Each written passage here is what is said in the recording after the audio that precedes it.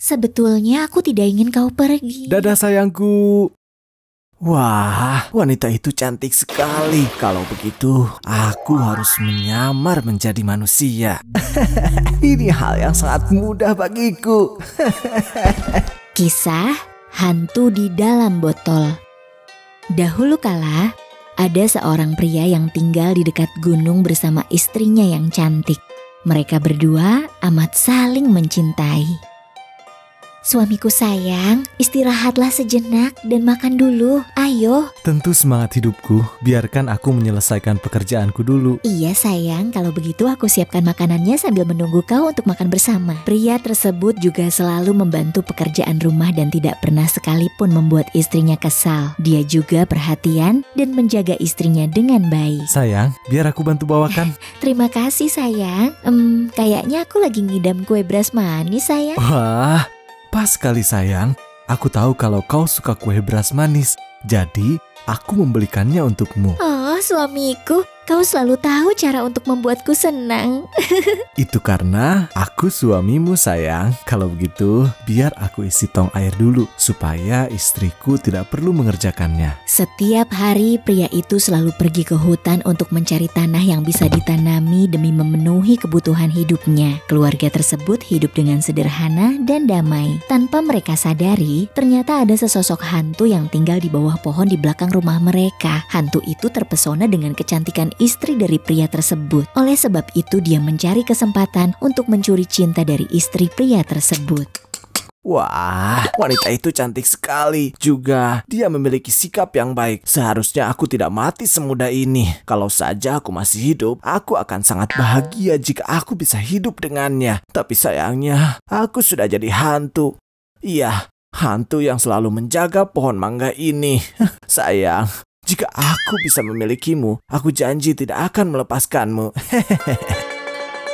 Keesokan harinya, seperti biasa, pria tersebut menerima bekal makanan dari istrinya. Aku sudah menyiapkan bekal makan siangmu di dalam tas ini untuk kau makan nanti. Aku juga sudah mengisi air di botol bambu. Jaga-jaga jika di tengah jalan nanti suamiku kehausan. Hati-hati ya sayang, cepat kembali. Aku menunggu. Iya sayangku, aku akan segera kembali untuk memenuhi tugasku sebagai suami yang baik. Aku akan menghabiskan waktu bersamamu dan memastikan kau senang. Aku rasa mungkin kita akan punya anggota keluarga baru agar kamu tidak bosan sendirian. Aku sangat mendambakannya. Kalau begitu, aku pergi sekarang ya. Jaga dirimu baik-baik ya sayang. Iya sayang, sebetulnya aku tidak ingin kau pergi. Belahan jiwaku, tenang ya. Aku akan segera kembali. Hantu itu sangat senang melihat pria tersebut pergi karena dengan begitu dia bisa melancarkan rencananya. Oh, aku siap. Biar aku yang jadi suamimu. Aku ingin seorang istri. Aku ingin seorang istri. Hidupku takkan cemas jika aku jadi milikmu. Karena aku kan punya selimut dan selimutnya adalah kulitmu. Aku mau selimut kulit. Tunggu. Kalau aku menemuinya dengan wujud seperti ini, dia pasti ketakutan. Kalau begitu, aku harus menyamar menjadi manusia. Hantu itu merubah wujud menjadi suami lalu masuk ke rumah. Hah? Sayang, kau sudah pulang lagi? Lalu hantu yang menyamar jadi suaminya itu meletakkan kepalanya di pangkuan wanita tersebut, lalu menjawab. Aku merasa tidak enak badan, jadinya aku kembali. Ya sudah, kau istirahat saja, biar aku ambil handuk untuk membersihkan tubuhmu. Ya sayang, dilihat dari belakang, dia sungguh menakjubkan. Pinggulnya melengkung bagai bidadari kecantikan. Wanita tersebut lalu menyeka tubuh dari hantu yang sedang menyamar itu. Sayang, kenapa tubuhmu begitu dingin dan matamu tampak merah? Hantu itu berpikir. Bagaimana kalau dia curiga padaku? Kau kenapa sayang? Aku panas dalam sayang. Dan panasnya sampai ke mataku. Ya udah sayang, biar aku meracik obat untukmu. Tapi sebelum itu, aku harus mengganti air dan membersihkanmu dulu. Hantu itu berpikir lagi. Pria itu sangat beruntung.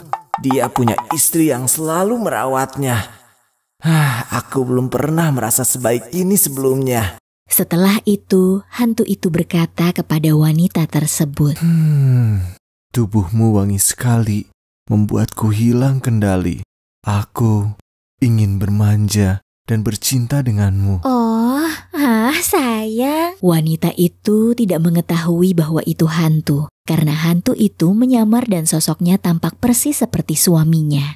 Pada akhirnya, dia pun bercinta dengan hantu itu. Karena merasakan firasat buruk, pria itu lekas pulang ke rumah. Ketika sampai di rumah, dia melihat istrinya hendak tidur dengan pria lain. Ya Tuhan, apa kau tidak malu di siang hari begini? Beraninya kau melakukan ini? Pria itu marah besar. Dia tidak menyangka bahwa istrinya telah mengkhianatinya. Seberapa hebatkah cintanya, Sungguh hina orang yang telah mencuri istriku. Dia bergegas masuk ke ruangan dan menendang hantu itu dengan kekuatan penuh. Sang istri kebingungan karena dia tidak dapat mengenali suaminya yang asli. Kalian berdua mirip sekali. Sebenarnya siapa yang asli? Aku tidak tahu. Kenapa kalian bisa semirip ini? Siapa kau? Kenapa wajahmu mirip sepertiku? Kau siapa? Kenapa kau meniru wajahku? Vio, aku suamimu. Akulah suamimu yang sebenarnya.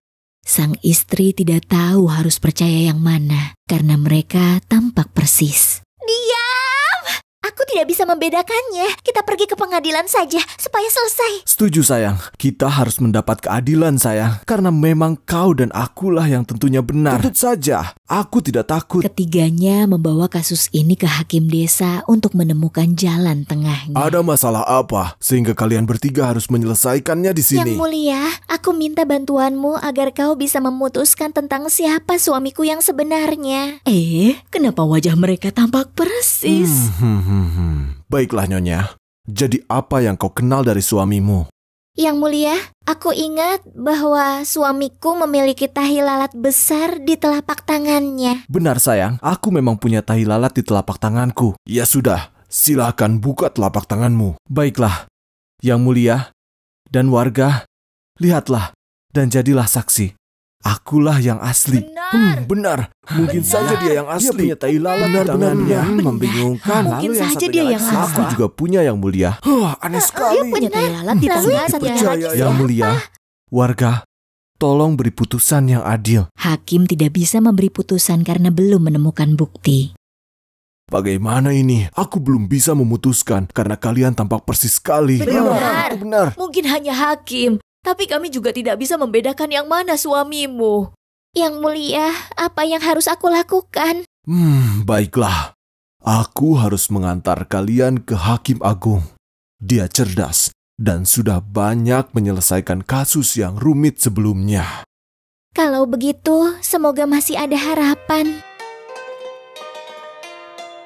Kemudian Hakim Desa menyerahkan kasus ini kepada Hakim Agung. Hakim Agung bisa melihat bahwa salah satu dari pria itu adalah hantu. Kau tidak bisa lepas dari tatapanku.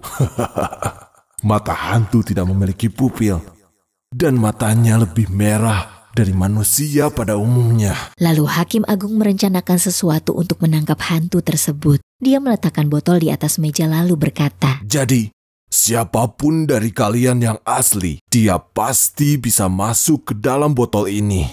Pria itu berpikir, "Aduh, mustahil. Kalau begini, aku bisa kalah. Bagaimana aku bisa masuk ke dalam botol sekecil itu?" Sementara hantu itu merasa senang karena dia dapat menyusut seperti angin.